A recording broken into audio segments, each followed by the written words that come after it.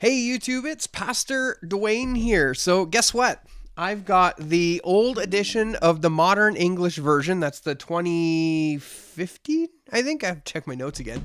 And the newer one, the one they just printed last year. So yeah, I've been asked a lot about the Modern English version. And so I think today, what we'll do is I haven't like entirely gone through it yet, but I've gone through enough to have some initial thoughts on it.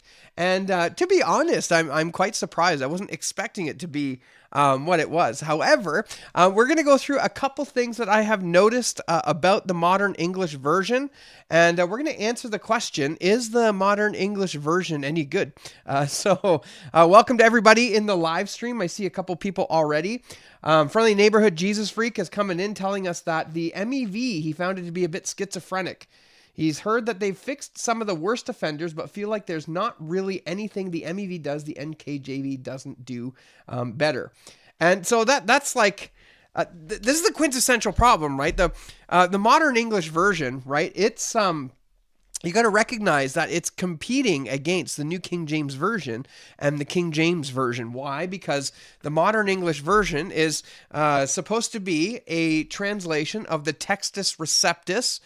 In the intro, I think it's the intro to the first one. It states that it's from the Stephanus 1550 edition.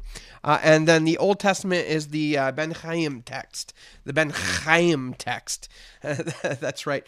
The updated MEV apparently comes from the Biblica Hebraica Stuttgartensia, and that's the 5th edition. So for those of you who know the Old Testament textual stuff, I think that means they're essentially the same, but I think the differences between the various BHS editions are mostly to do with the apparatus. But again, I'm not entirely certain.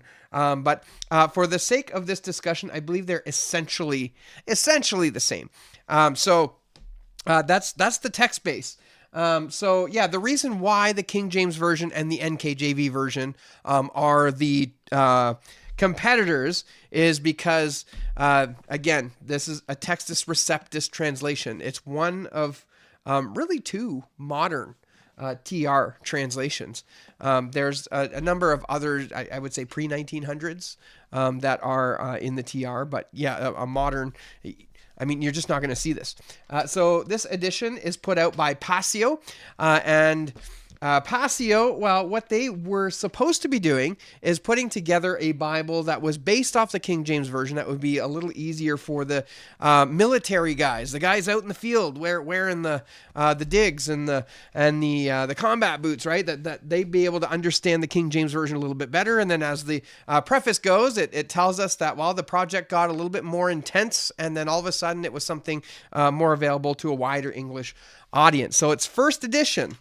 This guy here, the first edition, I found in England, and it was like $5, and I was like, sweet. So I bought it, $5 Canadian. So for you guys, that's like $2. No. Fisherman's Corner, thank you so much for the, I think that's a super chat, and you've gifted 20 people a membership. That's awesome. They will be happy about that. Thank you so much. He says, sorry about last time. I'm not going anywhere this time. Thanks for the great work. Yes, thank you so much. Let's pop up here and see what else we're saying here. So this is the 2nd edition, right? Yes. So we're taking a look at the 2nd edition.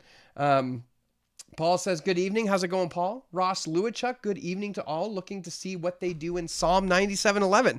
I didn't see that one. So let me pop that in my notes here, and then we'll be sure to go through that at the end. Psalm 97:11. ESV in the TR original text, really. What's interesting about the ESV is the ESV apparently made a, what would you call it? An agreement with the Gideon Bible Society. And although it's not technically a TR, they do tend to go with the readings, like those, those 16 verses that are in the King James Version that are not in the modern translations. Well, for the Gideons, the ESV put those 16 verses in. I think it was, I don't know if it was all 16, but most of them. So yeah, that's interesting. Mr. Moreno, light is sown for the righteous and joy for the upright in heart. All right. Hope the MEV will fill that gap. I think so. I wouldn't say it's necessarily like the ESV. I would say it's probably closer to. I don't want to say the NIV because they render things much better than the NIV. It's a tough one to. Yeah, I don't know if I would go that far, but it's certainly a little bit more. Readable isn't even the word. Dynamic isn't even the word. On the spectrum, it's more literal, but it shifts more toward the dynamic end. That would be my assessment. All right, Scomies. Hopefully I'm not too late. You are not. We just started. So Joseph Polema says, hi, everyone. How's it going, Joseph? I think it was you who was asking me about the NKJV readings. We'll touch on that a little bit today. Want to know about when did the second edition came out? Came out in January of last year, January 2024. Mr. Moreno, it falls between the ESV and the NRSV. Yeah, there we go. Perfect. You put good words in there, Mr. Moreno. All right. Let me see here. Let's go back up. Now, that's interesting that you say late last November, because I actually have here that the update was completed on January 6th of 2024. And that's according to the preface in the newer edition. Anyway, so let's come back over here. We'll hit the screen share. And as you can see, I'm on the MEV's website, and every time you mouse over, it like changes the screen. It hurts. Yeah, so there we have it. Clear, reverent, and accurate. Clear, reverent, and accurate. 3 words. I mean, that's a really common way of advertising their stuff. But speaking of advertisement, right, they don't have the marketing push that someone like Thomas Nelson has for the New King James Version, right? So again, the New King James Version and the King James Version, they're going to be very difficult to beat. So they're in a niche translation market. And I think some people will really enjoy the MEV, but for, just as I'm going into this, I'm not switching. I'm not switching from the New King James Version. I've given the MEV the old college try, and I don't think it's terrible translation, but for me, I grew up on the NKJV, not going to overcome that with the modern English version. All right, let's see what is going on here. Let's pop my notes open. All right, so the new 2024 edition, Textus Receptus, using the 1550 Stephanus 3rd edition. So that's not the same text as the King James Version, by the way. We may see Textus Receptus and go, this is the same text base as it's not really, because the text base of the King James Version, and I'm talking New Testament here, is slightly different than the Stephanus 3rd edition. In fact, I think it's slightly different than Beza's edition. So Scrivener goes on to suggest that there's 39 or so, 139 differences between Beza's editions and the renderings of the King James Version. And you see those in Scrivener's text. So Scrivener, his TR, when we often say TR today, we refer to Scrivener's work. And it was done in the, late 1800s? The late 1800s, about the same time as the Revised Version. And he went to the King James Version to find the readings that were used by them. So it was, I did a whole video on this. It wasn't back translated. Some people say it was back translated. It was back translated. But it wasn't back translated, it was more reverse engineered. And there's a very different, there's a definite difference there between reverse engineered and back translated. So the Textus Receptus in the MEV is the 1550 Stephanus 3rd edition. Now, what's interesting is the old edition. So the first edition of the MEV doesn't tell us which edition of the TR, it just says it uses the Textus Receptus.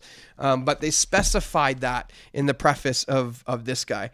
Now, I'm not here to do a review specifically of this Bible in my hand and how big the font is and the cover and all that. I'm not doing that. If you wanted that, there's a number of Bible reviews that I think are looking at these. But I want to dive into what the scriptures are inside. We will touch a little bit on that because there were some annoying things, not game changes or didn't break it, but it kind of annoyed me a little bit. So I called those the superficial things. So these are the superficial things I have found in the second edition. So one is the red letters. I actually like the red letters. I know not everybody does. I just like to have the text broken up that way. It's not looking at the monotony of the same, the same black text over and over. There's just something pleasing to the eye for me for that. Then we have the capitalization of pronouns of deity. So when he refers to Jesus, the Holy Spirit, or to God the Father, they'll capitalize the H, just like the New King James Version. There are footnotes in there, and the footnotes are where it gets interesting. So there's Old Testament quotations in the New Testament, and they are marked out in the body of the text. So like the New American Standard Bible, what they will do is I think they put them in bold, and then some places will italicize them. Some translations will italicize them, but the MEV doesn't do any of that. But what they do is they footnote it and put the Old Testament quotation in the bottom. Now, it's not a crazy reference system. Like, you're not going to see, the 60,000 references from the New King James Version in this, although they do tend to have references in their first edition. And part of me is wondering if it is maybe just this specific printing. Nonetheless, you're going to see tons of references for Old Testament quotations. There's also places in the footnotes where they offer alternate translations. So I have Galatians 2:20 as an example here. Let me show you this. We might as well just change you over here, because I'm sure you guys are getting tired of looking at that. So Galatians 2:20. Galatians, Ephesians. Galatians 2:20. So 2:20 says, I have been crucified with Christ. It is no longer I who live, but Christ who lives in me. And the life I now live in my body, I live by faith in the Son of God who loved me and gave himself for me. Then there's a footnote at who loved me and gave himself for me. And down there it says, or by the faithfulness of the Son of God. So who loved me and gave himself for me could also be translated by the faithfulness of the Son of God. Now, I don't know if that's a textual note or if that's a translational note. That's interesting. I'm inclined to think that it's probably not a textual note because there really aren't many textual notes in the MEV. We'll get there, but there's not many. Okay, so they have in the footnotes, aside from places with alternative translations, they have location information. We got an example here in Acts 28:15. So Acts 28:15 says, from there, when the brothers heard of us, they traveled as far as Forum of Appius and the Three Taverns to meet us. So in the footnotes, it tells us that a town on the Appian Way, about 55 miles from Rome, closer to Rome. So it gives us a little bit of geographic detail in the footnotes for some of the places mentioned in the Bible. And then there are measurement equivalents. Now, measurement equivalents is kind of a sore spot in translation. Like when you get someone who says that it costs 2 denarii, how do you translate that? Do you just put 2 denarii in there? Or do you explain that it's 2 days' wages? Or what do you do with that? So what it seems is, one, there's measurements pertaining to things like how many gallons the water pots in John 2 hold, or it's an exchange of exchange rates and what denaries are and drachmas and that kind of thing. So I found that the footnotes were a little bit inconsistent.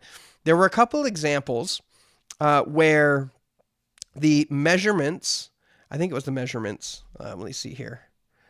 I found a few places where the measurements would use the Greek words in the body of the text and then explain them in the footnotes for what those Greek words are. And then sometimes I found that they translated those as the modern equivalents in the body and then explained what they were as what their Greek names were. I think measurements were, what was this?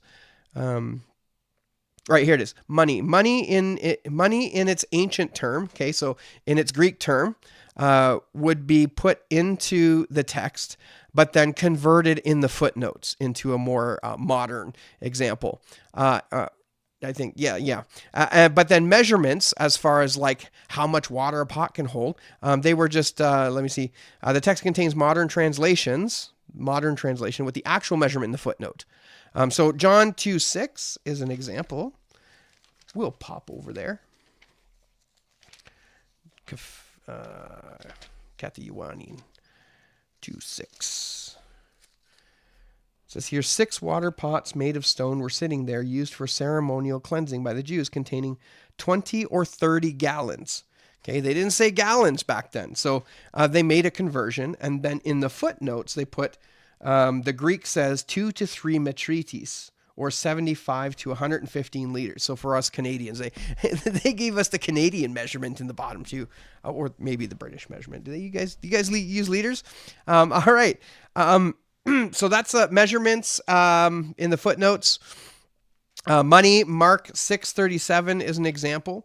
But he answered them, "You give them something to eat." They said to him, "Shall we go and buy 200 denarii worth of bread and give it to them to eat?" So they've opted to render denarii in the main body of the text, and then to give us a footnote which states that 200 denarii is equal to about 8 months' wages. So that's in the footnote, the 8 months' wages. Acts 19:19 is another example of this. Many who practiced magic brought their books together and burned them before everyone. When everybody got convicted of the magic that they've been doing, they calculated their value, which is equal to 50,000 drachmas. And then in the footnotes, it explains a drachma was worth about a day's wages. So we have in the footnotes Old Testament quotations marked in the New Testament, some places with alternate translations. We got location data. We got measurement equivalents, both of currency and just general measurements, things like distance, gallons, that kind of thing. And then there's one last kind of idea here that there's 2 more, but in this section here is just one last one, which is miscellaneous notes. So there's interesting miscellaneous notes here going on. So if you flip over to Philippians chapter 2, verse 6 to 11, I think most of us know this passage. Excuse me. Philippians 2, 6 to 7. Who, being in the form of God, did not consider equality with God something to be grasped, which is a little different than the King James Version there. But he emptied himself, taking upon himself the form of servant, so on and so forth. So if you take a look at the footnotes here, it goes on to say, 2, 6 to 11 is a hymn about Jesus' attitude of servanthood. So the MEV translators are suggesting that this passage here is a hymn, and then, of course, they're indenting it with poetic setting because, well, it's a hymn. Now, what's interesting about that is if you flip over to another passage that's often claimed to be a hymn, that's 1 Timothy 3:16. Let's see if I can do it here. 1 Timothy, excuse me, 3:16. Oh, 2 Timothy 3:16. Did I get this mixed up? I think I did. It's 1 Timothy. 1 Timothy. Yeah, there it is. So without question, great is the mystery of godliness. God was revealed in the flesh, justified in the spirit, seen by angels, preached to the Gentiles, believed on in the world, taken up into glory. This is a famous textual variant, right? Some translations will have God was manifested in the flesh. That's their TR translations. The Byzantine text goes that way. The majority goes that way. But then the critical editions, those based on the critical methodologies, say he who was manifest in the flesh, or he was revealed in the flesh. That's kind of a big difference in my opinion. But nonetheless, how they suggest going about this is because he was manifest in the flesh has some issues grammatically in Greek. And so what is often suggested is, well, the word hos, right, he who, is used there because this is actually a hymn, and hos is introducing the hymn. That's the theory behind this. Of course, nobody has any evidence of this sort of thing happening. So what's interesting here is in Philippians 2, 6 to 11, we have the MEV putting that footnote saying this is a hymn, but they did not do that here. Excuse me, in 1 Timothy 3:16. But again, interesting is they did put it in poetic setting, suggesting maybe that's the case. So just a little interesting thing. But seeing some of those miscellaneous notes, So yeah, we're going to take a look at some of the text critical notes because although there's not really many, there are a couple in a few key places. So we'll take a look at that in a moment. So let's pop over to the chat and see what y'all are doing. Lots going on. Excuse me. All right. So Maya Sophia, which is best, NKJV versus MEV? Yeah, I think the NKJV is better, but I think the MEV has its place. Excuse me. I went through a long copy editing process afterwards. Oh, it went through a long... Yeah, it took a while. I was following its development closely. Also, would love to say I have listened to a lot of your work and I truly love it. Thank you for being NKJV advocate in the academic world. It seems the NKJV is given a bad rap and I don't get it. Yeah, first of all, thank you. Thank you for that. Secondly, the reason is because they're following the modern critical methodologies. So they would tend to see the TR as kind of antiquated, and the critical text is much closer to the originals. Now, of course, I don't necessarily agree with that. I don't hold to a TR position either, but the Textus Receptus is much closer. Excuse me, much closer to a Byzantine position or a majority text position than it is to a critical text position. So I think for the most part, what you have in the TR is the Byzantine text with a few additions in there. I would call them Latin intrusions, and I know some people don't like that, but that's what they appear to be. So I don't think the TR needs to have, Dan Wallace going around and saying, we shouldn't be using that because it's far inferior. So says him and his methods, right? So again, not to disrespect Dr. Wallace, but yeah, I think he's wrong. Gordon Fee, too, in his book is also wrong for how to read the Bible for all it's worth. I think they unfairly bash the New King James Version in there. All right. Want to know about where do you get it in the U.S.? I'm not sure if you're talking about the MEV. I just ordered mine. I'm in Canada, but I just ordered it off of Amazon. All right. Want to say this channel has been a blessing for my studies, and I have passed on your videos to a few in my congregation that have been blessed as well. Thank you, and the Lord's blessing be with you. Well, thanks, Reverend Brandon. What church are you pastoring? I'm assuming you're pastoring with a Rev in the name. All right. Which tradition are you in? Friendly Neighborhood Jesus Freak says the academic world usually means skeptics and people who prefer Nestle Aland in the NRSV. Yeah. So again, the academic world are currently working with CBGM and are using certain text critical principles that's what's being taught. Like nobody as far as I know, in the academic world is teaching anything like Byzantine priority or majority text. Like you've got to go outside of the institution for that. And I'm weird. I wasn't part of the academic institution, so maybe if I did get into seminary or something, I may have found myself in a similar position. I don't know. But that's all they typically teach there. So it's funny though, because what happens is you have to be exceptionally educated to understand the issues with critical text. And generally speaking, I mean, there's going to be exceptions to that. But to go with the critical methodologies, you have to be exceptionally educated. But if you go to the regular person on the street and you ask them, like, how do we compare manuscripts? Almost everyone, most people would either assume that they just take the majority readings or whatever it is that's passed down.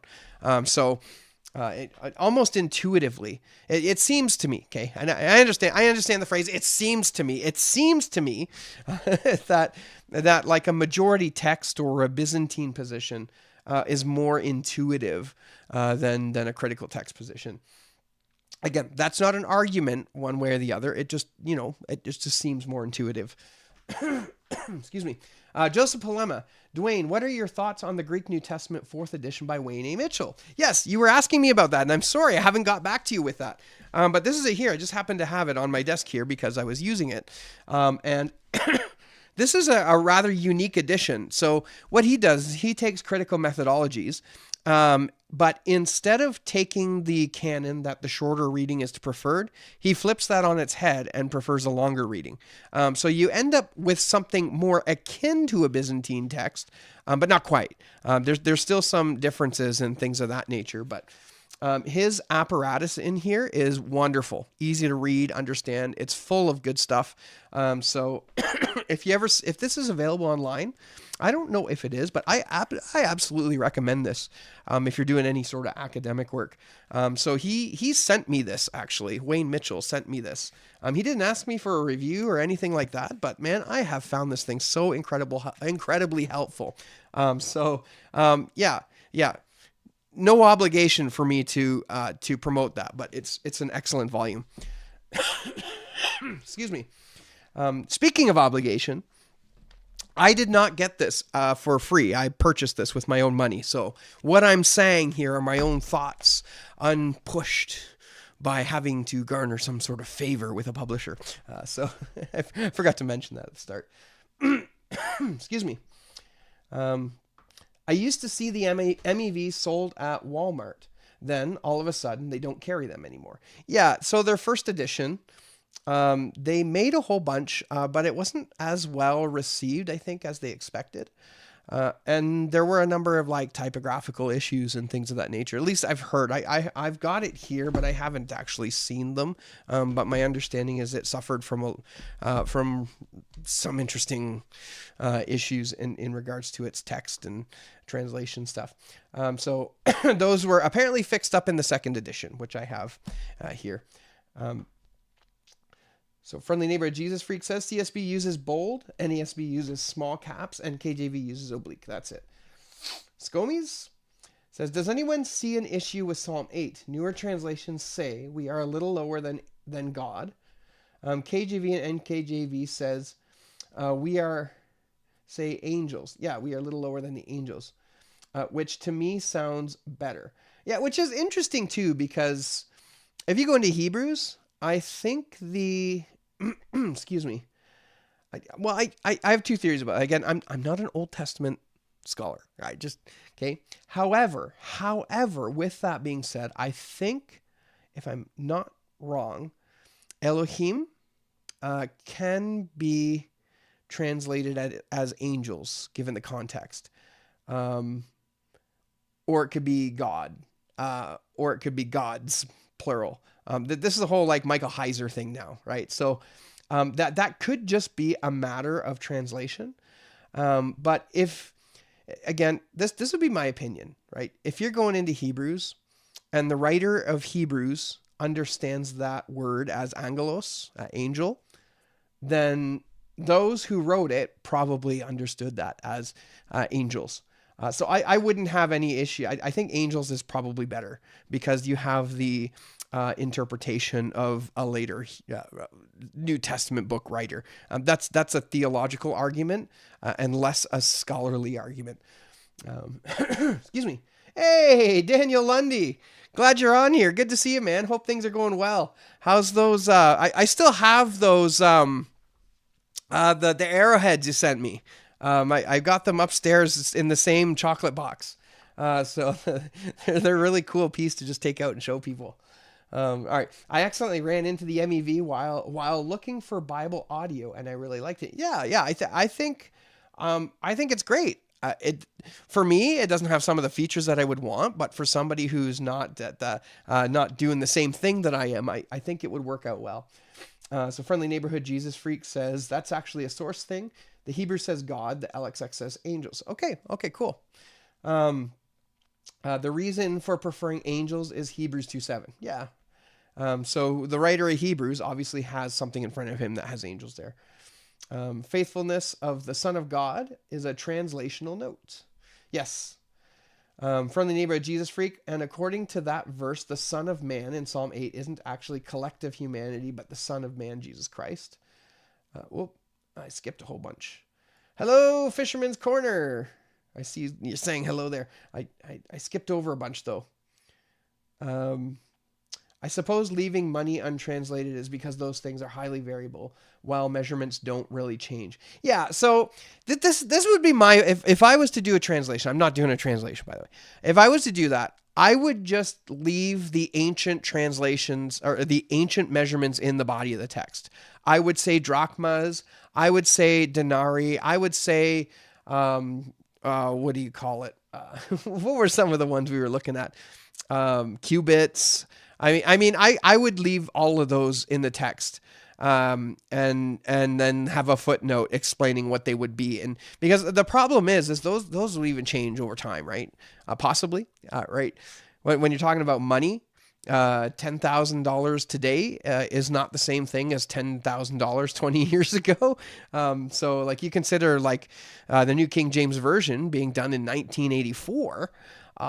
How much was $10,000 worth then, and how much was $10,000 worth now? So if you're going to make a money equivalent, I would prefer the ancient one in the text, because we really shouldn't be imposing our society into the text, but rather we should let the first century society bring in their thoughts into the text, if that makes any sense. Or Old Testament. I know I focus a lot on the New Testament. All right. Excuse me. Friendly neighbor, Jesus freak. We use liters, but only really for bottles of pop. That's hilarious. All right. What year was the MEV most recently updated or completed? Last year, 2024. It says in the preface that they finished January 6, 2024, but it really didn't release until later in the year. Are there in general more footnotes in the No. So the footnotes in the MEV, I found them to be kind of sparse and inconsistent. So we'll look at some of the text critical notes, because those are kind of where it's a little disappointing, to be honest, for the text critical notes. But again, I don't think that this translation is being marketed towards somebody who's doing a bunch of text critical work. So the person who just wants to read the Bible and thinks the TR is it, the MEV, I think, would be good, because they're not going to be bogged down with footnotes and textual notes and stuff like that. But if you prefer to see that, then the MEV is not going to be for you. Excuse me. Hey, garden girl Mary, I made it to one of your live streams. You did. I'm glad you made it. Your name is Garden Girl. We have a big fat garden here. We do I would say about 1/8 of an acre. We got it all fenced in. I'm building a whole bunch of raised beds and stuff in there. And last year we did about 400 pounds of tomatoes, and we did something like 80 liters of tomato sauce, which I can't eat right now. but yeah, we're doing the whole garden thing. It's great. All right. Hello. Sounds like if I could actually read Greek, the Mitchell New Testament would be up my alley. Yeah, I think you would like it, really. So there's a few places in the Pentateuch where the KJV translates Elohim as the judges. Yeah. And the NIV, for example, translated as God. The ESV has an apocrypha. It does. Also, the ESV is a revision of the RSV, which already came in a Catholic edition. So it was easy to switch. All right. And I made it to one of your live streams. That said, in the U.S., the Church of Rome actually has an official English translation, the Nabre. So any other translation can only be treated as interesting. So Garden Girl Mary says, I recognize that for some people, the textual criticisms are a spruce of doubt. A source of doubt. So I think dialogue like this is important. Yes. They don't need to be a source of doubt. That's part of the reason why I'm doing this channel, right? Is to help navigate through some of the text critical stuff. My issue with changing the measurements is that some of the numbers are symbolic. That's actually a really good point. That's a very interesting. I didn't even think of that. Now I'm going to use that in my futures going forward, my videos going forward in the future. Mr. Moreno said this. That's great. That's a really good thought, actually. A Bible designed for the military needs to be fairly lean for portability. That's a good point. They don't need to be bogged down with text critical notes. You're absolutely right. Dismer, is this version free from copyright charges? That's an important consideration. I don't think so. Let me just take a look. I'll tell you if there's a copyright in it. There is. The MEV personal size large print is an edition of the Holy Bible. Copyright by Charisma House. It's published and distributed by Charisma House. All rights reserved. And here's the stipulation, which is pretty standard for publishing Bibles. The text of the Modern English Version may be quoted or reprinted without prior permission with the following qualifications. 1, up to and including 500 verses may be quoted in printed form as long as the verses quoted amount to less than 50% of a complete book of the Bible and make up less than 50% of the total work in which they are quoted. All MEV quotations must conform accurately to the MEV text. Any use of the MEV text, including a proper acknowledgement as follows, and they give you a script that you could use. And then he says, however, when quotations from the NEV text are used in church bulletins, orders of service, Sunday school lessons, church newsletters, and similar works in the course of religious instruction or services at a place of worship, other religious assembly, the following notice may be used at the end of each quotation. So you get to use the shortened one. And if you want to use more and go beyond what they've allotted there, you have to get in contact with them. So no, this is not a copyright-free Bible translation. That's what I like about the Berean Standard Bible. Its copyright is really generous. The World English Bible, that was actually put together for the purpose of overcoming copyright. And then there was one more. I know the KJV is technically copyrighted, but only in England. And then the Byzantine text form is not copyrighted. And the edition that we're working on excuse me, is meant to be put in the public domain when it's done. So, yeah, that's a bogus copyright. It's immoral to restrict God's word, in my opinion. I think so, too. Unfortunately, that's the world we're in. That's why I prefer the King James. The MEV copyright license is generally the same, yes. USS Conductor, how's it going? Dwayne, would you be able to influence the publishers to make a clean update to fix the errors in this edition? So this is supposed to be the clean update, but there is one error. We'll take a look at that. One that I know of. Mr. Moreno says the MEV's license is comparable to the KJV's. Is it? That's not what I read. Friendly Neighborhood Jesus Freak says KJV is actually patented in the UK. Yes. Okay. So let's take a look at the one typographical error. We're going to take a look at some of the textual notes, but let's just take a look at the typographical error first. So Proverbs, this is almost comical. Excuse me. Proverbs 7:25. We're going Old Testament for this one. Okay. This is almost funny. I'm sure after this printed and every edition came out and they saw this, people just probably did I don't know if anyone remembers when we were growing up, when we do something really dumb, we go, could have had a V8, right? And you hit yourself on the head. Someone could have had a V8 here. All right, so 7:25, which normally would be, do not let your heart turn aside to her ways. Do not stray into her paths, for many are the wounded she has laid low. Anyway, so verse 25 says, let not let your heart turn aside to her ways. Let not let your heart. Now, I understand why this happened. I know why it happened.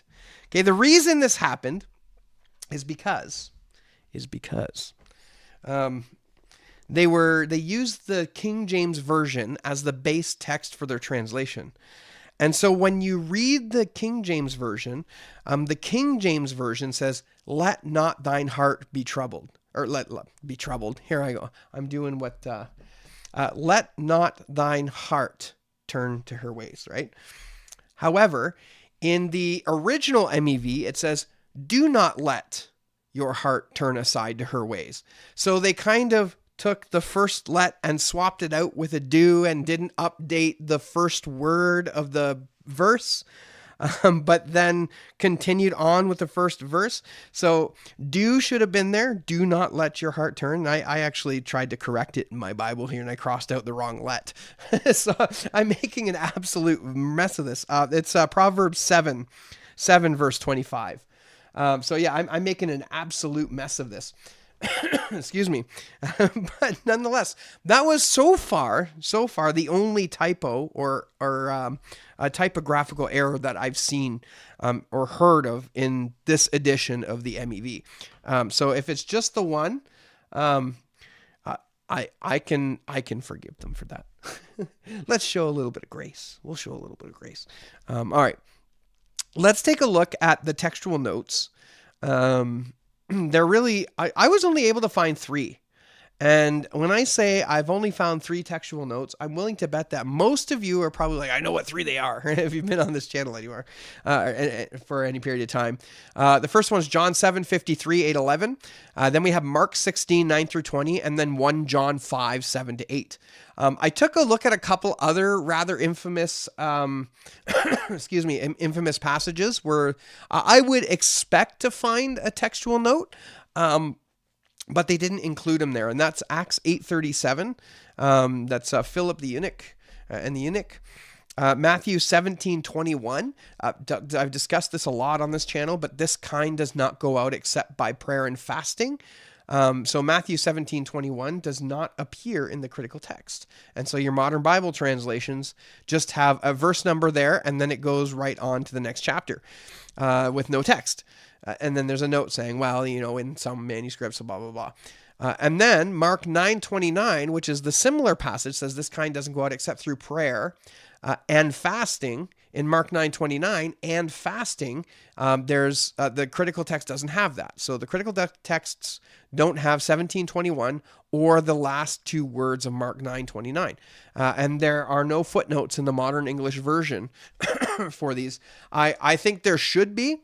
However, they didn't include them, and that's fine. Again, I don't think that this is specifically made for people to be looking at footnotes. Again, that we're people like me are not the target audience for the MEV.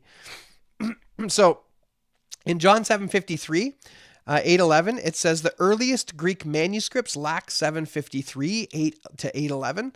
I haven't done a whole lot of work on the story of the woman caught in adultery. But again, the majority of manuscripts contain this, so it doesn't give you enough detail. Mark 16, 9-20, again, is rather egregious in my opinion. So it says 16, 9-20 is not in the earliest manuscripts. And of course, we know that it's not in Vaticanus and Sinaiticus. Or the Sinai Bible. I should start calling it the Sinai Bible from now on. No, please don't. Please don't. So again, Mark 16, 9-20, it's just Vaticanus and Sinaiticus really in the Greek tradition. Every other manuscript, we're talking like 1,600 manuscripts, 1,600. 1,600 manuscripts contain the long ending of Mark, contain the ending of Mark. So you're not left with that impression when you read this note. Okay, Passio, guys, just take the footnote out. Just take it out, or make it better. Okay, and then of course 1 John 5, 7-8. This is the 3 heavenly witnesses passage. The earliest Greek manuscripts lack in heaven the Father, the Word, and the Holy Spirit, and the 3 are one. There are 3 that testify.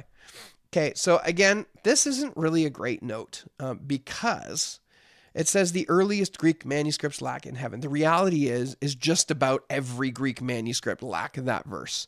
There's a few exceptions which occur after the advent of the printing press. And then there's one, I think it's manuscript 329, which is a Latin Greek diglot, which contains an aberrant form of this. It uses a totally different preposition. In heaven, instead of saying for there are 3 that bear record in heaven, it's not in heaven. 329 has from heaven.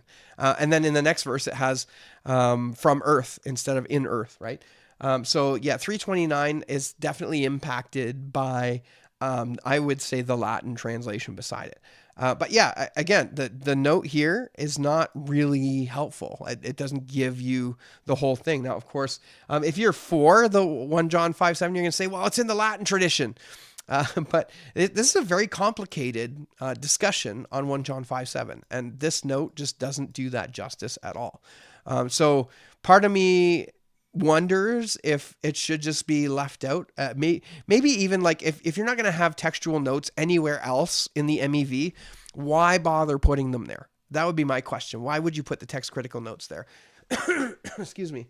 And the only reason why I think maybe they're there is because perhaps the editors don't believe that these are scripture. And so as a way of kind of covering their butts, right? Because, this is the word of God, and there's, we don't want to be messing with the word of God. Maybe they're putting it in there as an out. That would be my guess. Again, I don't know these guys personally. I'm not entirely sure. But I think, to be honest, for who the MEV is for, it probably should just leave the footnotes out. Again, that's my opinion. All right. And we talked about some of the ones that aren't in there. So Acts 8:37, for example, the passage is in there. Then Philip said, if you believe with all your heart, this is the New King James Version, you may. And he answered and said, I believe that Jesus Christ is the Son of God. So that's the confession before baptism. So this is a really strong verse for believers' baptism. I'm kind of on the fence with this one.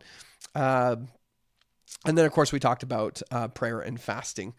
So to me, that's fine that it's in there without the note. I don't think the notes are really necessary, although it'd be nice to see that there. I mean, if you're going to put footnotes in for the other three, then maybe you should put them in there. I'd be curious to see what the criteria was that they used to decide whether or not a footnote was going to be put in there. All right.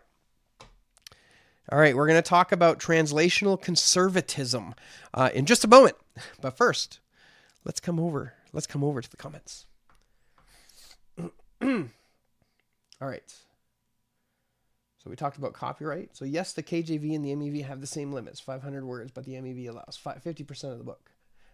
Well, the KJV is 25%. I didn't know that. Jew and Greek, how's it going? Good to see you here. Dwayne, been breathing that cold Canadian air. Yes, it has been snowing nonstop for like 2 weeks. The kids haven't been to school in 2 weeks. Tomorrow, if they cancel the buses, that will be 2 weeks of no school. So it's been fun here. There's literally, and this is not an exaggeration, outside the hardware store, there is a 20-foot mountain of snow. And they have been clearing out the roads for the last 3 days. I think the highway's closed right now as we talk. And the snow drifts are literally bigger than your car. You're driving in a tunnel practically now. It's absolutely insane. And the snow's not done. We're going to get some more tomorrow and then some more coming Friday. So it's been a very intense year for snow. So cold Canadian air, indeed. It's going down to minus 15 tonight, I think, somewhere around there, 14. Verse 25 of what book chapter? That's chapter 7, verse 4 in Proverbs. Do you personally read a lot of Bible versions in your own Bible reading? So typically not really. So in my own Bible reading, I typically stick to the New King James Version or the King James Version. I've been sort of reading here and there the Berean Study Bible. And of course I wanted to get a feel for kind of what the MEV was like.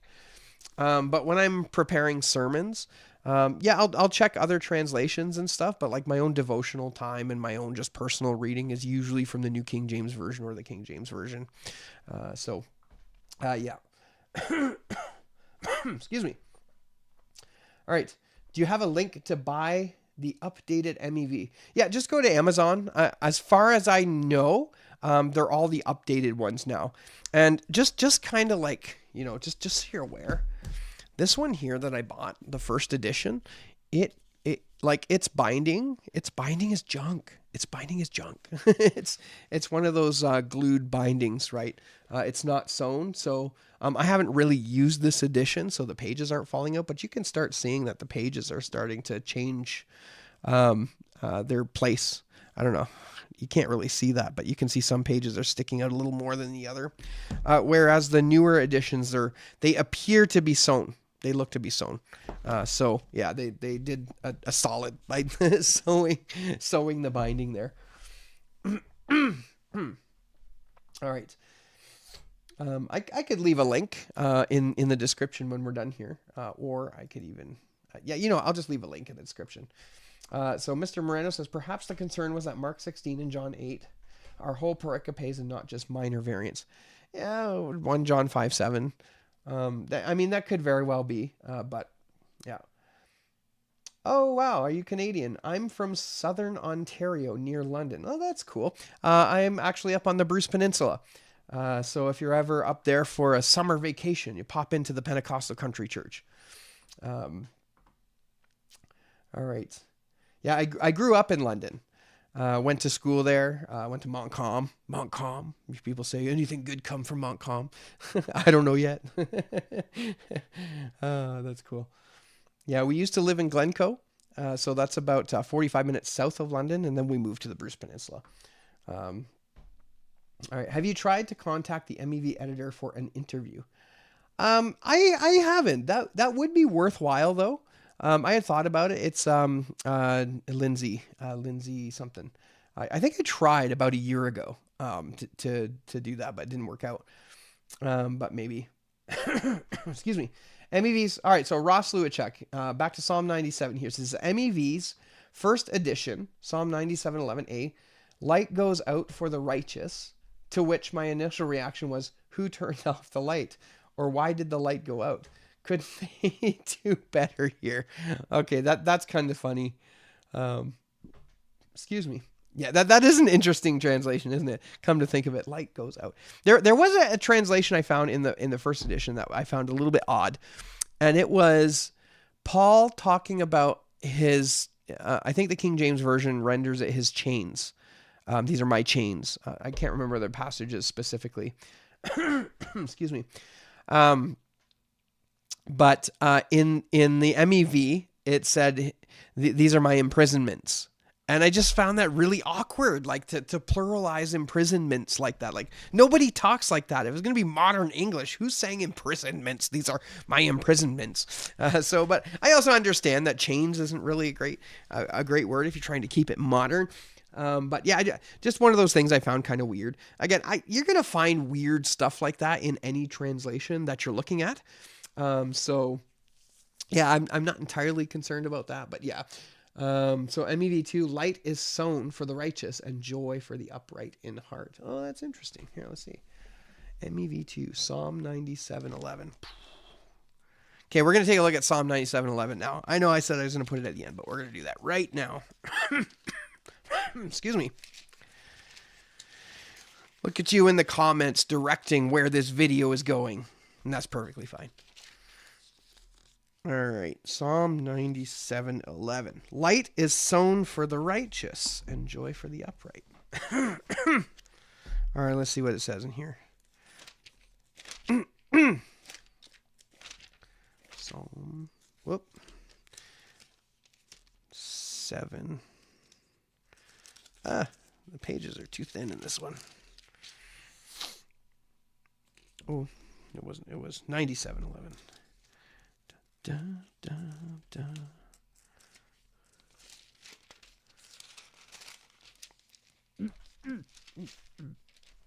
All right, 97:11. Light goes out for the righteous. That is actually really funny. That is fun. The more I think about it, the more I laugh inside. Talk about a V8 moment, right? Okay. All right. Let's see here. Let's read a couple more comments and then we'll go on to the next bit here. Duh, who put the lights out? All right.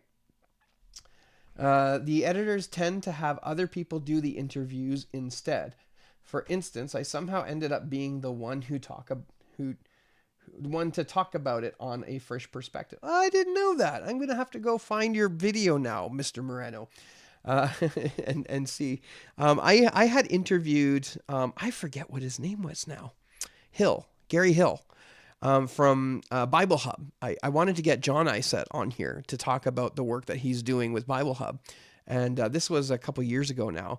But instead, he didn't come on, and he sent me Gary Hill's name. And we had a really wonderful conversation because I wanted to see how that translation was made, because it's not your typical like committee-based translation, but there was apparently a lot of input put into that. So I'm going to try to reach out to John Isett again, because I want to take a look at the Majority Standard Bible, because that's based off the Byzantine text form. and get an idea of what they were thinking, how they went about it, how they made kind of good stuff. So I'd love to, if John will agree. John Isett, I don't know if you watch this, but if you want, I would love to have you on the channel, talk about what you're doing with the Majority Standard Bible. Yeah. All right. So no way I went to Beale. Nice. Who put the lights out? MEV2, light is sown for righteousness. Pilgrim 1985. Hey, how's it going? Thanks for all your work, Dwayne. It's appreciated and very helpful for people who are interested, from Australia. Thanks again, Pilgrim. Wonderful. Thank you for the encouragement. I appreciate it. Okay, MEV2, that's it. Hello from Central Ohio. Oh, Ohio. You're from Ohio, hello from Central Ohio. I needed to find the polite corner of YouTube, so thought I'd hang out with y'all. Appreciate the perspective. Definitely helpful for our folks working through textual questions. Wonderful. Thank you, John. Appreciate that. Looks like you benefited from the memberships that Fisherman's Corner has handed out to 20 of you. He's been handing out a lot of memberships lately, so if you pop in, you might just get one. All right. Garden Girl Mary says, I just watched your Gary Hill interview. It was so good. Thank you. Wonderful. Do you know if the people who worked on the MEV use it in their public ministry, their preaching, writing, etc.? I don't know. That's a really good question. Another question that I have, to borrow from our King James Version only friends, is I'm curious as to how many people who worked on the MEV actually think the TR is a better text. I would be curious about that. I'm under the impression that they're not, but I could be totally wrong. Again, if I could get Dr. Lindsay on to talk about it, he would be able to tell me. Yeah. All right. Excuse me. All right. Let's take a look. Oh, wow. I'm peaking. I got to change my volume here. I'm peaking. I'm talking too loud. I'm getting too excited. All right. Hopefully that's better. Maybe if I just have the microphone further away, that would work better too. All right. You're under the right impression. Yeah. That's. I don't think that there's going to be anyone today that is going to do a translation of the Textus Receptus who is a Textus Receptus person, because those people who are Textus Receptus people generally are going to keep with the King James Version. And they're not going to want to see it translated in any other language. And then anyone who's not a Textus Receptus person who's doing this translation either is majority text or is doing the work because they just find the translation helpful or fun to do, or an interesting project or whatever it is. So, yeah. Okay, let's take a look here. Excuse me. All right. I call this part translational conservatism. So I have found this to be, generally speaking, a conservative translation. So one of the issues that often comes up with Bible translation is the idea of gender neutrality. Does it take masculine pronouns and translate them, or even masculine words, masculine substantives, and translate them in a more general phrase? So for example, I got here Romans 12:1. I urge you, therefore, some translations say, brothers and sisters, by the mercies of God, present your bodies a living sacrifice. So the question is are we justified in translating brothers as brothers and sisters? Now, again, I am not of the opinion. I don't think we should translate brothers as brothers and sisters, because that's not what the passage says. It's not what the scripture says. And I understand that brothers, adelphi, can be used to speak more generally of people. However, it doesn't say people. It doesn't say leos or what's the other word? I can't remember what the other word is often used for people, but it doesn't say that. It says brothers. And again, what we don't want to do when we're making our translations is to impose our culture on the text of Scripture when it came from a first century mindset. So most of you will be happy to see that this tends to hang on to those masculine phrases. So Romans 12:1, I urge you therefore, brothers, by the mercies of God. Or 1 John 4:20 is another example. If anyone says, I love God, and hates his brothers and sisters, no. Hates his brother. And again, the MEV does this consistently, I think. So if anyone says, I love God, and hate his brother, the love of the Father is not in him. Matthew 4:4, again, another one. But he answered, it is written, man shall not live by bread alone. Some translations put people should not live by bread alone. So again, the MEV knocks this one out of the park. I mean, it's not even knocking it out of the. This is just like standard Bible translation. They hit this one in a good way, in my opinion. So, but he answered, "It is written, man shall not live by bread alone." So it's got that translational conservatism on sexuality. 1 Corinthians 6:9. I'll just read this and I won't say too much about it because I don't want to get demonetized. But this is how the MEV translates 1 Corinthians 6:9. Do you not know that the unrighteous will not inherit the kingdom of God? Okay, this is from the Bible. Do not be deceived. Neither the sexually immoral, nor idolaters, nor adulterers, nor male prostitutes, nor homosexuals, nor thieves, nor covetous, nor drunkards will inherit will inherit the kingdom of God. So it's not scared to use those words. When you look at the passages involved in, excuse me, having to deal with this issue, they're all on point. The third one, some of you may or may not like this, women in leadership. So again, it tends to go with the more conservative translation here. So 1 Timothy 2:11, let women learn in silence with all obedience. I do not permit a woman to teach or to usurp authority over a man. What's interesting about this phrasing, usurp authority, is that it's the same phrasing used in the King James Version. So they borrowed that phrase and just used it in the MEV. And again, 1 Timothy 3:2, in talking about the qualities of an overseer, says, an overseer then must be blameless, the husband of one wife, sober, self-controlled, respectable, hospitable, able to teach, so on and so forth. So that's just a little sampling of how this specific translation tends to retain that conservative thinking. And I know conservatism today is kind of like an interesting, we want to be careful because I think there is a Christless conservatism, right? There are people who are conservatives who are not Christians and have some rather interesting ideas. Just kind of be aware of that. I know this is the pastoral part coming out in me.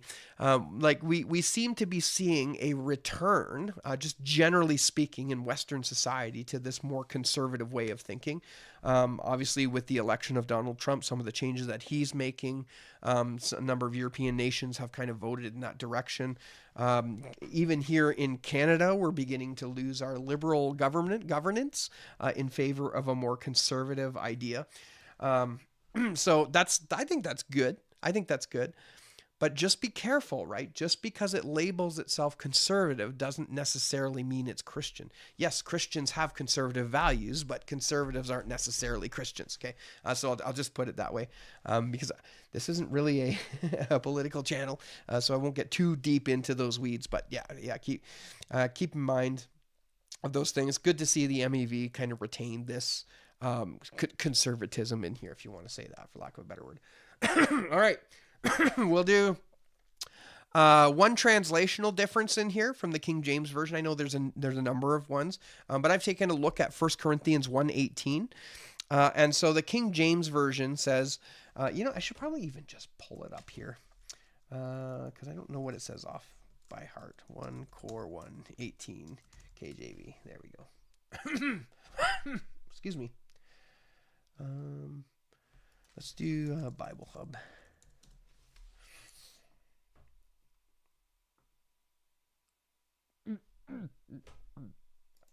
Let's see, is this King James? Oh, it's going to take me a second. There we go, King James. I can go like this. Let's do this. We haven't changed scenes for a while. All right, we're looking at the King James Version. It says here, for the preaching of the cross is to them that perish foolishness, but unto us which are saved, it is the power of God. So are saved, and then most of the modern Bible translations, like the New King James Version, instead of saying are saved, they say are being saved. So they give homage to the continuous aspect of the verb behind it, whereas the King James Version appears to not give that continuous aspect. Now, we can debate what that means as far as salvation. I think we can interpret this in a way which is to our understanding of how salvation works, and you're saved by faith and justification. And some people see this as a process of salvation. In one sense it is, in one sense it's not. However, I want to avoid that conversation because in the MEV tends to go with the modern way of saying this one, which is, but to us who are being saved. Okay, that's the MEV. They pay homage to the continuous aspect of the verb behind it. Now, here's my theory about why the King James Version doesn't do that with the continuous aspect, why it's just are saved instead of are being saved. I think, okay, just a theory, if you do a search on are being, that construction there, there it is. If you take a look at now I know this is the New King James Version, but if you take a look at this phrase are being and do a search in the King James Version, do you know how many times are being comes up in the NKJV? Zero. And the reason why I think that is because I think in 1611, English did not have a way of saying are being. And so whenever there's a continuous aspect in one of the verbs, instead of saying are being, they just said are, because they just didn't have a way of expressing that sort of continuity.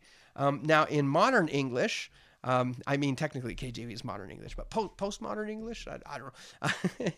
But in English today, we have no problem with the phrase "are being," and we use it all the time. Like, why are you being this way? Yeah, I could say, nah, we won't go there. But yeah, so I think the King James Version just didn't have a way to say that, but they knew and understood that the Greek behind it was giving us this continuous idea. So that's one translational difference from the King James Version. Then is that it? Oh, and then traditional language. We'll come back to traditional language in a moment. Let's take a look at the comments here. If I pop you open. Scene. Excuse me. All right. A lot of comments going on. Central Ohio, do you know you're under the right impression? Here we are. Mr. Moreno, but the layperson team that submitted suggestions contained a number of TR or majority prior. Yeah, okay. Contained a number of TR or majority prior. Just I could see that.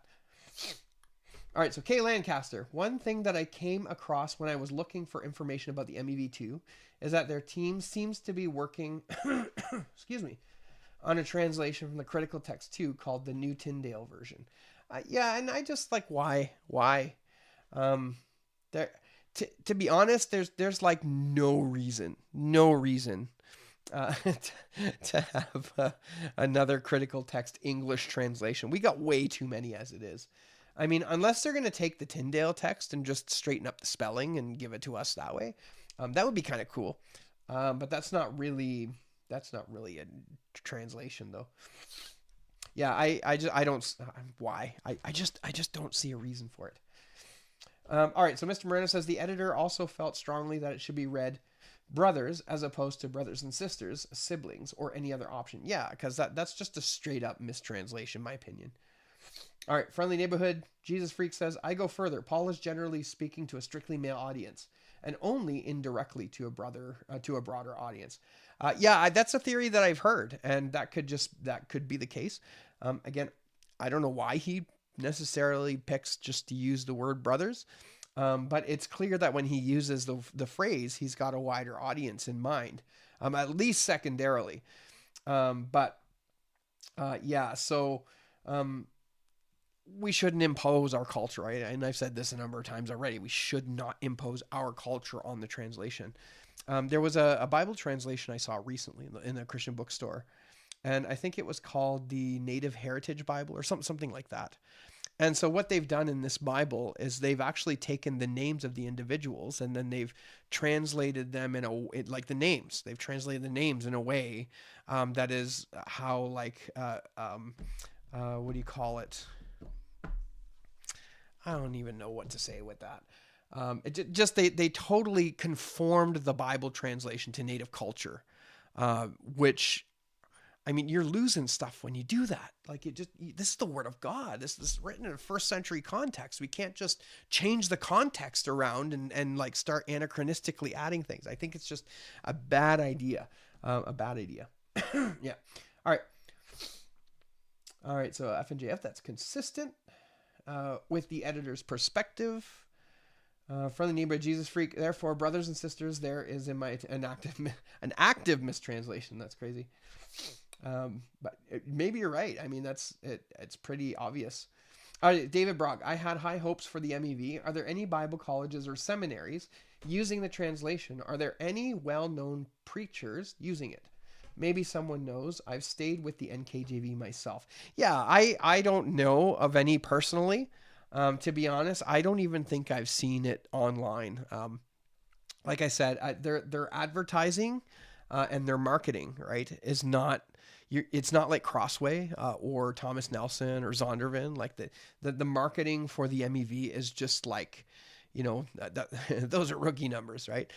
So yeah, again, this is the thing with the MEV is it's pitted against the giants in Bible publishing land, right? You got Thomas Nelson and Zondervan, and then you got the KJV. Like the KJV is the most historic English Bible of them all. Like you're not going to win against the KJV. I don't even think the New King James Version is winning against the KJV. This is literally a David and Goliath thing. Only it threw the stone and it just kind of fell to the ground. So. And that's not to say it's a terrible translation. I think it has its place, but you keep in mind that the market share for TR translations, the KJV and the NKJV, have a solid footing in there. Excuse me. All right. I prefer my interpretation to come from the Spirit and not the translator. Sure. Mr. Moreno, David Brock, no, it didn't get a very wide adoption outside of charismatic Pentecostal circles. Right, it's Passio. I think that's the group who did it. And I think there were more leaning in that direction, continuationist group. And interestingly enough, if you take a look at the people who did it, it's a rather ecumenical. There's some baggage surrounding that word. And there were some interesting names in amongst some of the people who did that, like Church of England. Was there. A number of Methodist churches were in there. The United Reformed Church was in there, but I looked up the United Reformed Church, and they're not like united in the sense where we think, like, United Pentecostal or United Church in Canada. So I think generally they're okay, but I just think of the Church of England and some of the stuff that they're going through right now. And the split that's happening there. Reverend Brett Murphy, I've been kind of watching some of his stuff lately to see what's going on with our friends overseas. And King Charles, I mean, if you ask me, it seems he has abandoned the faith, right? I watched one of his speeches the other day where he considered all faiths equal, and someone who's like, defender of the faith shouldn't be saying that stuff. He's certainly stepping off in a direction that his rest of his family didn't go, or at least previous generations. All right. I lost it. The combination of passive voice and progressive tense isn't seen until the mid 1700s, and it wasn't widely adopted until a century later. Yeah. Do you have any sources on that? I'd love to be able to put a source next to that to that theory that I've had. Because I couldn't necessarily find anything specific, and grammatical false friends are a lot more difficult to find than just like word false friends. I actually asked Mark Ward on this, and he wasn't sure either. And I think I messaged Tim Berg as well, and he wasn't sure. I guess the grammatical stuff is much more difficult. Friendly neighbor Jesus Freak says, "Be not conformed to the world, but be transformed by the renewing of your mind." Or so. Is that from the MEV? Mr. Moreno, First Nations version. That's the one. First Nations version. Yeah, I think I understand what they're trying to do, and I have a heart for that. But I think making a First Nations version is just a terrible way to go about it. All right. Garden Girl Mary says, "Why do you think there are so many translations the Bible put out all the time? Do you think it's helpful to have so many translations?" So I think personally, and this is where some people get a little upset, because I think money has about 90% of the reason for that, because If you want to publish something, like if Zondervan wants to publish a commentary and they want to put a text of the Bible in the along with the commentary, they have to pay royalties to do that for another translation. So depending on the volume of books you're selling, it may be cheaper to just pay a translation team of scholars to come and translate the Bible for you, that you can just do whatever you want with. And this is the case with Zondervan, right? They've done Thomas Nelson. They've done the New King James Version, and they have their like study Bible, and they use that in many of their other things that they commission to be done. So yeah, money is a really big reason for English Bible translations. I think there are some cases to be made for having like, a literal and then one that's really dynamic and then one that's not as dynamic. I think you can make a case for that. But to have like, if I said there were 50 English New Testaments versions, I don't think that's an exaggeration. I think that's pretty close to how many. There's probably more. And it's just, I think having that many is not necessary. So I stick to about 6 or 7 when I'm doing my work, just because it's not practical to zoom through 500 other translations. But yeah, and mainly I stick to the New King James Version, the King James Version. All right. 1 Corinthians 1:1 FNV from small man, Paul. Yeah. Please. Called to be okay. So Mr. Moreno in there, he's got a passage from the First Nations version. 1 Corinthians 1:1 from small man Paul, called to be a message bearer for Creator sets free Jesus, the chosen one, and from safe and strong Sosthenes, our spiritual brother. Okay, like that. Why? It's so hard to read. I mean, and if you're really reaching the First Nations people, they don't really know English that well. Some of them may not know English that well. Well, maybe that's not entirely true. But still, I just like, why? All right. MEV, Paul called to be an apostle of Jesus Christ through the will of God, and Sosthenes our brother. Yeah, it's so much better. Too many translations. Somehow reminds me of the Tower of Babel. Yeah. Interesting. TTT. Oh, where'd it go? I don't know why. Sometimes my chat just like skips a whole bunch. Paul called by the will of God as an apostle of Jesus Christ, and Sosthenes our brother. The editor's assumptions was that the TR readers want a literal Bible. I would have preferred it to be, excuse me, a tad closer to the CSB.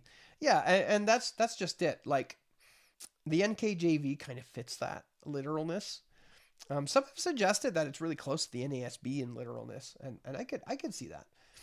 But that's a niche it could have filled for the TR readers. Yeah, absolutely. Yeah, something like the CSB. The CSB is great for like English as second language people. I don't particularly like some of their textual decisions, but still, I mean, it's great for English as second language. In general, literal is the better approach, but there are places you do not want literal. That's right. You give a couple examples. The Romans quote was out of my memory. Nice. All right. Excuse me. Dwayne, have you ever heard a guy named Gary Ziola? He wrote a book called Differences Between Bible Translations. Also did a New Testament translation of his own, the Analytical Literal Translation. Interesting. No, I haven't heard of him. I'll have to take a look at that at some point. That sounds interesting. Friendly neighbor Jesus Freak, I was about to look for my Portuguese Bible, but my cat came over. There you go. A starting point with sources listed is The Progress of English Verb Tenses and the English Progressive by George Lamont, hosted on the U of T. Oh, good. Yeah, I'm going to take a look at that. Can you post that in a comment? Totally forget. And I'm on my live streaming setup. All right. I did find the TBS Spanish New Testament. Garden Girl Mary. Why not use the Berean for commentary? I'm not sure what you're saying there. So Jesus Freak found it. TBS Portuguese translation uses "who are saved," but they're borderline crypto rippling. Right? Crypto rippling. That's interesting. All right, and Joseph Polema have gotten Gary's newsletter for years. Oh, cool. Gary Ziola seems to lean toward the majority text position and is a supporter of the NKJV. Interesting. Yeah, I'll have to take a look. That's rather interesting. All right, so we have another section to discuss. Wow, it's already been more than an hour. All right, so I wanted to talk about the modern English version and its use of traditional language. So I got a couple examples here, two of the more well-known examples here. So it uses only begotten rather than one and only. So John 3:16, for God so loved the world that he gave his only begotten son, that whosoever believes in him should not perish but have everlasting life. We know that verse, the most quoted verse in the whole world, uses only begotten in the modern English version, whereas a number of modern English translations tend to go with one and only. Now, I prefer the phrase only begotten because, I mean, you go over to Romans 8 and it talks about how we are sons of God, whereby we cry out, Abba, Father. There's a sense in which we are all sons and daughters. I'll use that phrase. Sons and daughters of God. Like we all have that sort of familial relationship with the Father. But the reason why I like only begotten is because it ascribes a uniqueness to Jesus. And I think there is an important distinction to be made, because Jesus is not his one and only son, but he is his only begotten son. And the Greek phrase monogenes can be used in that way. I really don't have an issue with that. John 3:16, he uses that phrase, the MEV uses the phrase, his only begotten son. And John 1:18, again, is the same thing. No one has seen God at any time. The only begotten son, and again, if you've been watching this channel, you know that this is a textual variant, the only begotten son versus the only begotten God. Excuse me, but the only begotten son is here because this is a Textus Receptus Bible. And then who is at the Father's side has made him known. I would prefer the only begotten son. Same reason as John 3:16, right? We are all sons of God. But Jesus is unique. He is uniquely the Son of God. And I know some translations, I think, have the unique Son of God there, which is okay. But I think the traditional rendering is better. It just sounds better. I mean, that's kind of what's come down into English. So I'm good with only begotten. I think the MEV did really well here. Now, there's another kind of traditional word that's used, propitiation, depending on how you say that. So we have two examples I found in the Bible where this is used in the King James Version. 1 John 2:2, he is the propitiation for our sins. And Romans 3:25, whom God has set forth to be a propitiation through faith in his blood for a demonstration. Now, the modern English version is inconsistent here. So in Romans 3:25, we have whom God has set forth to be a propitiation through faith. So in Romans, it uses the word properly. Properly. You'll just have to deal with that. But in 1 John 2:2, the first example, it says, he is the atoning sacrifice for our sins. Now, we can debate this. I don't think this is necessarily a game changer. It's just something that I like. The idea of propitiation has that sort of traditional lingua, the traditional language to it. And when we come to these words, and when we're talking to people who don't understand what propitiation is, that opens up an opportunity to explain what is meant by a propitiation or the atoning sacrifice. Like when you just read atoning sacrifice, I mean, yeah, it's really explanatory there, but it gives you an opportunity, I think, to really unpack the word. Now, why would they say atoning sacrifice in 1 John 2:2? Excuse me. And then why use propitiation in Romans 3:25? I would suspect that this is probably because of the way that it was translated. And what I mean by that is what they did is they broke up the Bible into a number of pieces, and they assigned those pieces to a single individual. And then that single individual would work out the translation. And I'm guessing the editor afterwards would take a look at that to see if, to deal with these sort of inconsistencies, and perhaps just missed it. Excuse me. The The other theory that I have on the inconsistency here is perhaps a passage like Romans 3:25 may be more well known from the King James Version than something like 1 John 2:2. So perhaps they didn't want to mess with a popular passage coming in from the King James Version. So an example of this, a definite example of this idea would be if you go to the 23rd Psalm. What is it? The Lord is my shepherd, I shall not want, right? It's the same in the MEV. The MEV says, as the Lord is my shepherd, I shall not want. Now, I've seen that translated as the Lord is my shepherd, I shall not be in want, or I shall have no other needs. Because what happens there with the way the KJV renders it, you could call it a false friend, is it's not about our wants or our desires, it's about our needs.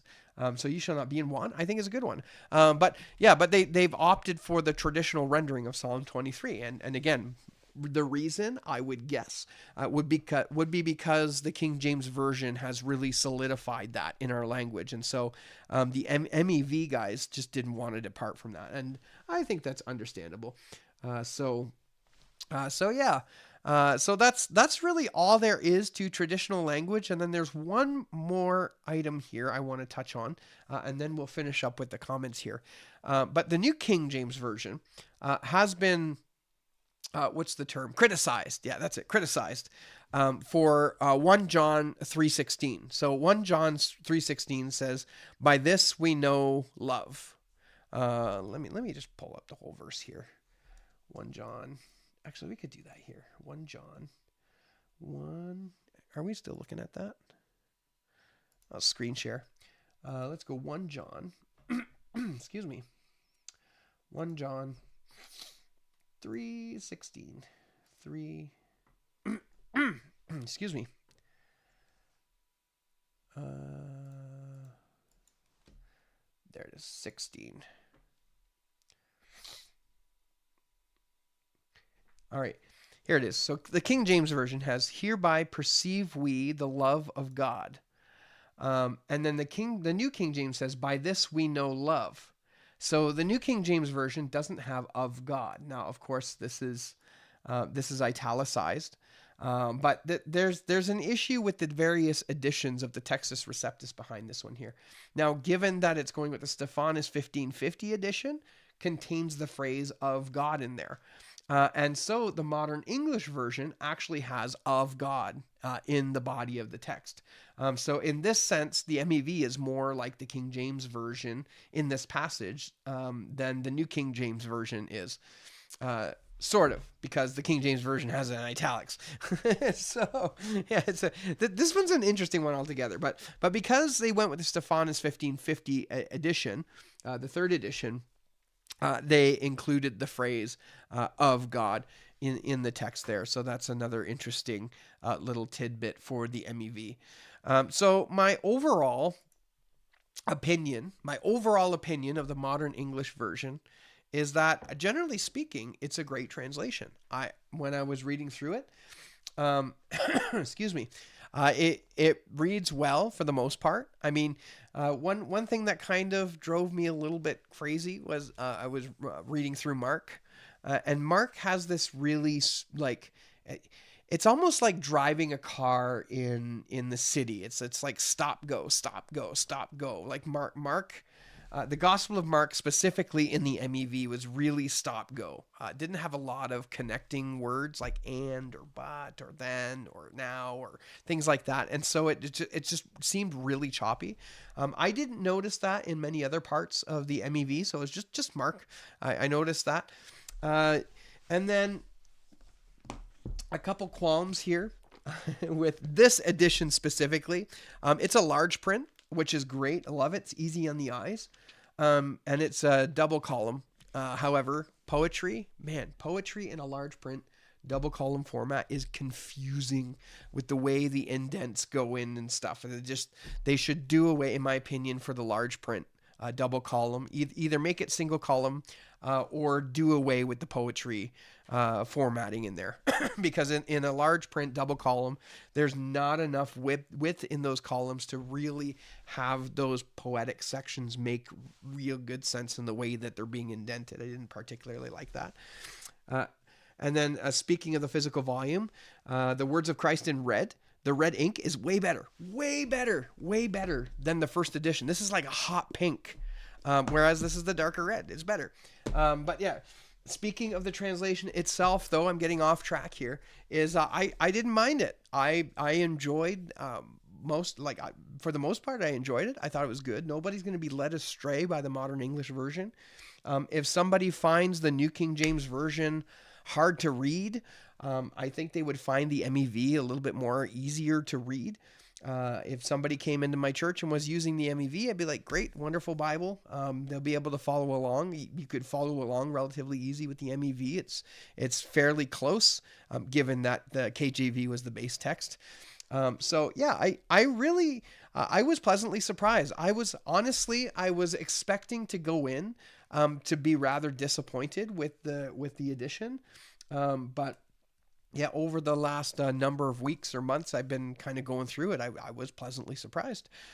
So is it going to replace the use of the New King James Version in my life? No, no, it's not.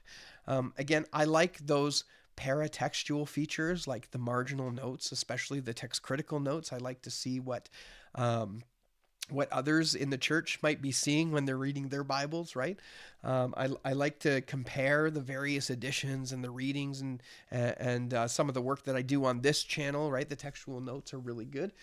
So the MEV doesn't, that's not their audience, and I understand that. Right? This isn't necessarily a point against them. It's just that's people like me are not the intended.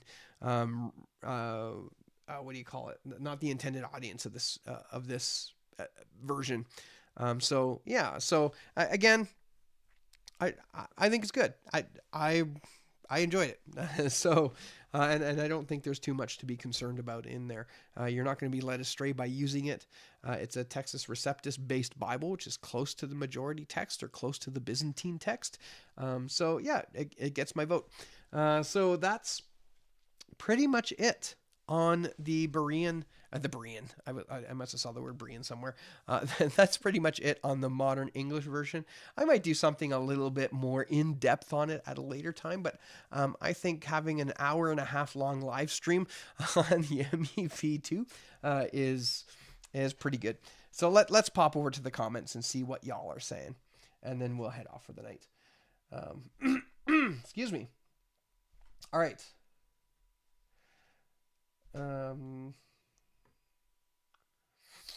Let's see here. Let's scroll up to the comments here. All right, Gary Zoella. Yeah, majority text. I'll post in the Discords. Oh, perfect. Excellent. Yeah, so we have a Discord server. Mr. Moreno, if you could, while you're posting in the Discord server, if you want to grab the link and post it in the chat there, we continue the discussion on there. I think Jesus Freak, Friendly Neighborhood Jesus Freak, he's the most active on there. He's keeping everyone on their toes. So yeah, there's a section in there you can debate all your theological stuff, but the main driver of the Discord server is just talk about text related issues. So come join us, keep the conversation going. So Mr. Moreno, please do that. And then Friendly Neighborhood Jesus Freak says the begottenness of the Son of God is important theologically. Absolutely. Absolutely. So Mr. Moreno, on an unrelated note, the MEV's layman review team wanted me to mention that the recent printing still contains some typos, much to their chagrin. I don't know how to say that word. They've been collating the changes from the 2014 MEV. Awesome. All right.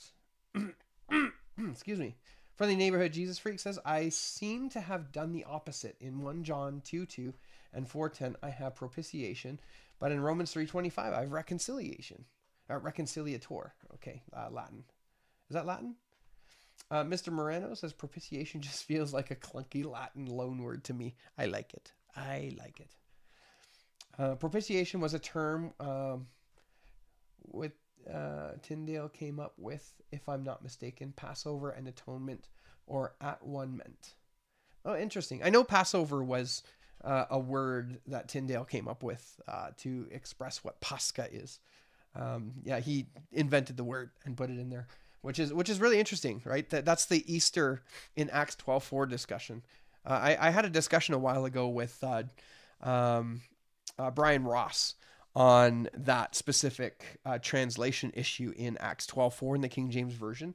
And I used to be convinced, like I used to think that that was an error, but properly speaking, it's certainly not an error. Like that was like, you can go back in my videos, and if you go back to my very first videos, I did a video on there about Acts 12:4 when I was like youngin', didn't know any better. And I was totally wrong. Well, not totally, mostly wrong in that video. And since then, I've come to see Easter as not so much an issue with translation. I think there's certainly something to be said about consistency and how Pascha works. But yeah, Easter as we know it today, I don't think that's what it meant. Easter back then, right, in 1611 English, actually was a synonym for Passover. So most people don't know that. So there's a lot. I could talk about that all day, but I'll just reference you back to that interview I had with Brian Ross on Acts 12:4. Excellent work he does. He's a King James guy. However, he does excellent research. Okay. I have a saying that 3 people gave us modern language: William Caxton, William Tyndale, and William Shakespeare. Nice. Okay, you got the Romans 3:25 in Latin. Thanks, Dwayne. Great live stream. Well, thanks for coming on, Garden Girl. Friendly Neighborhood Jesus Freak says, my translation of Psalm 23:1 was, the Lord is my shepherd, I shall lack for nothing. Excuse me. Which is, to be fair, weak. I don't want to say better. I won't say that. All right. By the way, by this we know love, because he laid down his own life for us, and we ourselves should lay down our lives for our brothers. 1 John 3:16. I shall want for naught. Yeah, there you go. Vulgate has in hoc cognovimus. In this we know the love of God. Seratatum D. Oh, what's going on here? Oh, 20 more members. Well, thank you so much, Fisherman's Corner. You have been exceptionally generous to the work I'm doing here. Thank you so much. Where is... Vulgate has in hoc carnivorous. Mr. Moreno, because of what God hath wrought. Beza has per hos novimus seratatum D. I think I got the pronunciation right there. By this we know the love of God. I'm still pushing for the neo-grandiloquent version. I don't know what that is. I think he appeals to the Complutensian. Erasmus, however, has per hos. Yeah, okay, yeah, we talked about that. Fisherman's Corner says, pretty sure at one meant, excuse me, was proposed by someone else, not Tyndale. Gotta double check. Yeah, double check. I'd be interested to see where that came from. In many languages, Easter and Passover are still the same word. Yeah, it could very well be. In fact, in Koine Greek, it was the same because Pascha was used to refer to the Passover specifically. But as Greek progressed, as the church progressed, Pascha became known as Easter, like the celebration of the resurrection, as opposed to the Passover of the Jews. So yeah, Pascha is an example of that. All right, Tyndale translated the New Testament first, and he used Easter. And Passover are still the same word. Wait, hold on. Where'd it go? There you go. He used Easter. Then he introduced Passover when he got to the Torah. Yeah, it could very well have been. Easter and Passover really if you look at all the various English editions and how Easter and Passover is used, like there's the whole Easter lamb thing in the Old Testament, and then the Passover. Interesting stuff. Mr. Moreno, can we get more Latin in the chat for Dwayne's sake? Please no. Easter in Portuguese is Pascoa. Yeah, interesting. Yeah, that's very similar. Also, chat box 8, the Discord link. Ah, stupid YouTube. I don't like how they do that now. Fisherman's Corner, correct. Atonement finds itself in the translation, but I'm pretty sure there was a French person that it's rooted to, and I got to find it. I think his name is actually similar to my name. Fisherman's Corner?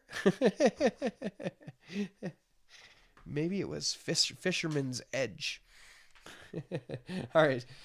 Very good. Translation. After all is said and done, however, the NKJV is still my primary Bible, followed by the KJV and the LSB.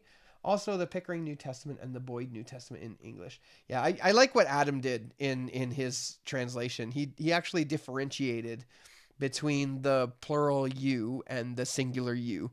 So if you look at you and your, the you is slightly different when it's a singular, and it's normal when it's plural. And he goes into that in the preface, but I think that's kind of a genius way to do it, in my opinion. At first, I remember seeing the different U's in there. I was like, what the heck's going on? Like, why would you do this, Adam? Like, you messed up the letters. And then when I read the preface, I was like, oh, no, he didn't. So it's all good. All right. I'll find it and I'll get back to you guys. Thanks. Yeah, we're probably going to end here. So if you find it, put it in the comments. Put it in the comments, and I'll see that and I'll read that. Yeah, I ate my link too. Yeah, so I guess you can't post, but you can post links in the Discord server, so we can do that. All right. Well, guys, this has been a good live stream. I think we went for almost 2 hours. This is a longer live stream, but I guess I did have a little bit, and you guys were pretty talkative in the chat there. So again, thank you so much for joining me on this live stream. We'll see you next week. And brothers and sisters, until next time, we'll see you around.